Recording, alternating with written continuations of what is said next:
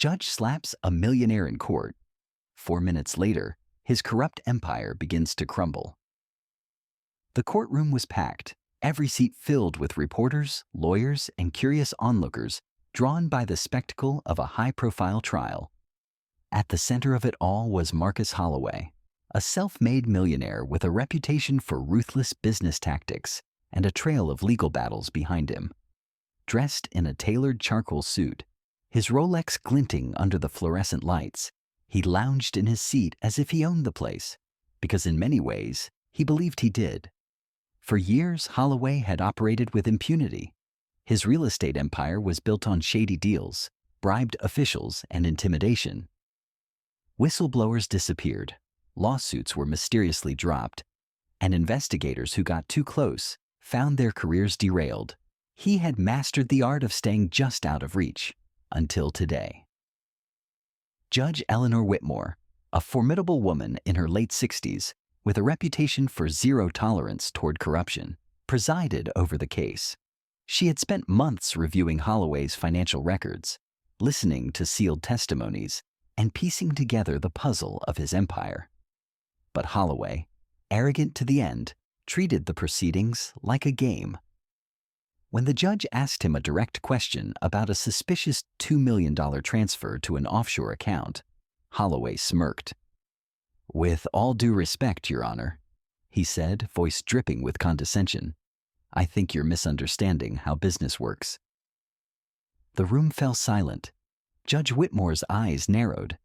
Then, in a move no one saw coming, she stood, stepped down from the bench, and, crack, slapped Holloway across the face with such force that his head snapped to the side.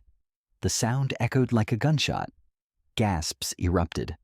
Holloway's lawyers froze. The millionaire himself, red-faced and clutching his cheek, looked at the judge in stunned disbelief. For the first time in his life, someone had physically challenged him, and it was a woman in a black robe who held all the power. But the slap was only the beginning. Before Holloway could even demand an apology, the prosecutor stood and said, "Your Honor, we have just received new evidence." A paralegal rushed forward with a sealed envelope. Inside were bank records, wiretap transcripts, and a signed affidavit from Holloway's former CFO, who had been in hiding for months, detailing years of fraud, money laundering, and even connections to organized crime. The judge didn't even sit back down.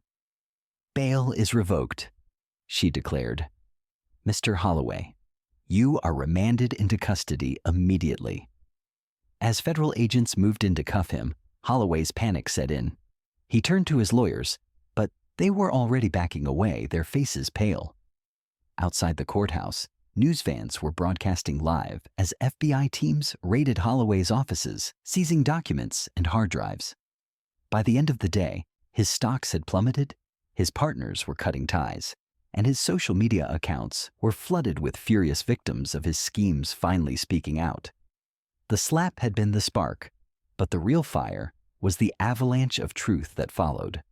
Within weeks, Holloway's empire was in ruins, his assets frozen, his reputation shredded, and Judge Whitmore. She became a folk hero, the woman who finally made a corrupt millionaire pay.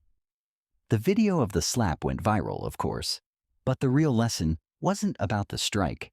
It was about what happens when justice stops playing nice.